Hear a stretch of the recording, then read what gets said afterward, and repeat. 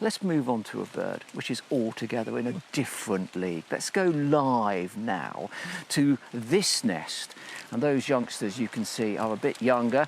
They can still got their gape flanges on the edges of their bills, a little bit of fluffy down on top there, fidgeting around in a hollow tree. That might be a clue to the species.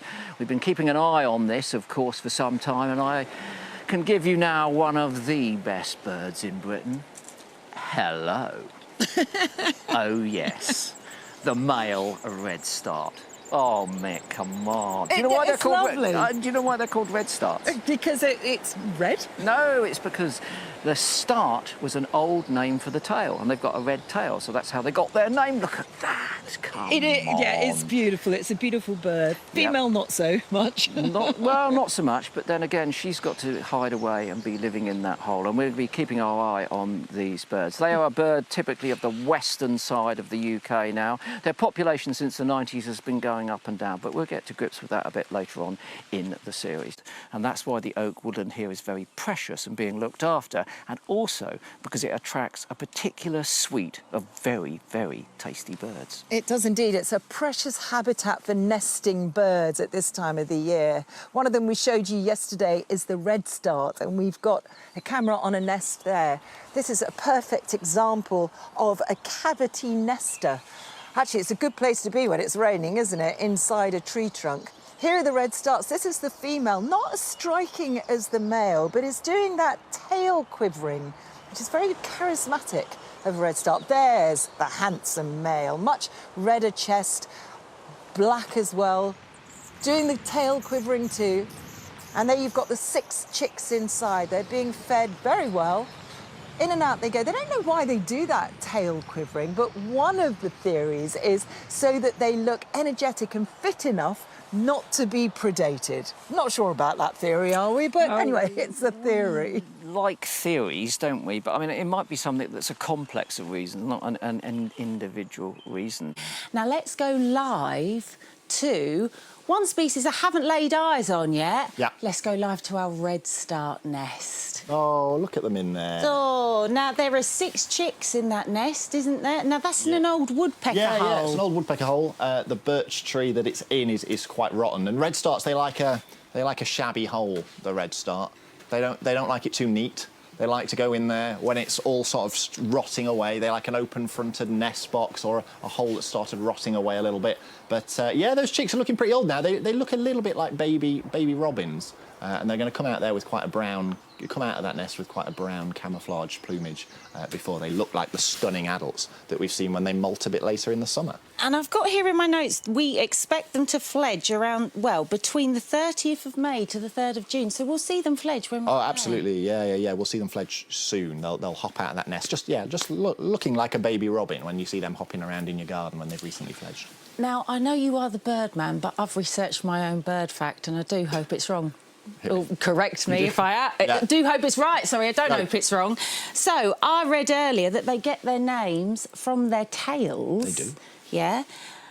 And that's because the word start is Old English for tail. It is indeed. Yeah, is that right? Yeah, bang on. Yeah. The Old English word for tail is start or sort of derivative of start, and they flick it all the time. We don't really know why, but it's one of the most noticeable features. Red start, red tail. Yeah. Say what you see. Yeah, because then you get the black redstart as well, which is much darker bird all over, but still has that really red tail that it flicks up and down. So, yeah, great. Got a bird fact right in front of Jack Baddams winning. We've got our active badgers, pied flycatchers. They could go at the weekend. But I'm going to take you to the redstarts. Let's have a look at them. There they are, all those chicks in there, 6 of them crammed in to that hole in the tree. Begun to flap their wings quite a lot, and they've really grown. So come on, let's take the bets, Chris. What do you reckon? When are they gonna fledge? Next Wednesday, next Wednesday. You betting on Wednesday? Yeah, I think so. OK, I'm going to bet Friday. This is what happened in our redstart's nest. Now, redstarts, very beautiful woodland birds. There were 6 of them in this tiny hole, and as you can see, it was very, very crowded. I'll be honest with you, we kind of lost one of them because when we went back to them, there were only 5. We're not entirely sure what happened to it. But nevertheless, over the course of the weekend, the adults were continuing to feed those youngsters, and they were definitely getting fidgety. And by Saturday, 9:43 in the morning, the first one of the young redstarts leapt into the outside world. The adults were teasing them. Well, I say they're teasing them. There's probably not much room to get back inside that nest. But we know that some birds will do that. That's a bit of involuntary fledging from that one. And here you can see their plumage. They look a bit like a young robin with that scalloped, tawny plumage there, quite closely related to robins too. That one just drops out, not very imaginative in terms of a fledging event, that one. And then at 9:10, this one left. But it wasn't until Sunday morning, just after 5 o'clock, that the very last redstart popped out of that hole. Female went back, just to check they'd all gone. Now, they dropped down into that woodland floor.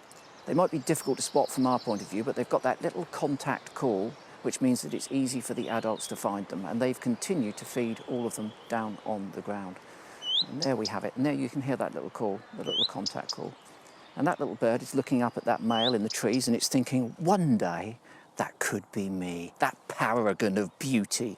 I could be that. I mean, it's week 2 and we've already said goodbye to some of our stars. Redstarts, they've gone, haven't they? Let's take a look at what happened over the weekend. Just a quick update, because we had all those chicks crammed into that cavity in that tree, and then over the weekend, one by one, they poked their heads out, desperate to get out of that nest. The adult came once they'd all gone, had a check, and then something else came. Something rather odd looking. Right. Rather odd generally, really. Mr. Chris Packham, what's he doing? In diameter that way, and 5 centimetres there. Just see how deep the nest cut was. 11 centimetres. Tiny little space they were in. The tenants on the Longshaw estate, in the form of birds, were complaining about the housing here.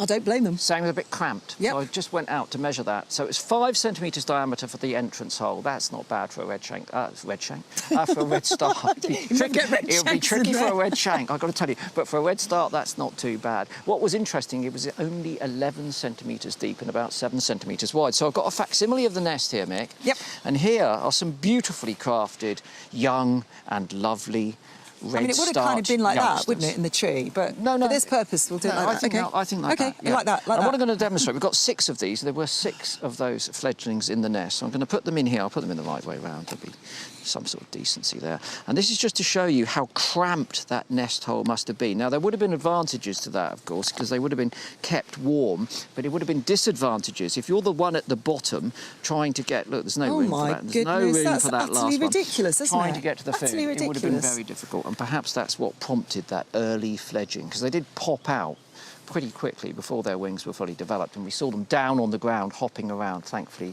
the adult redstarts were still tending them, of course. If I was a redstart, I'd complain to the Housing Association about that. I'll get straight on to the managers here at Longshaw and have those trees, enlarged.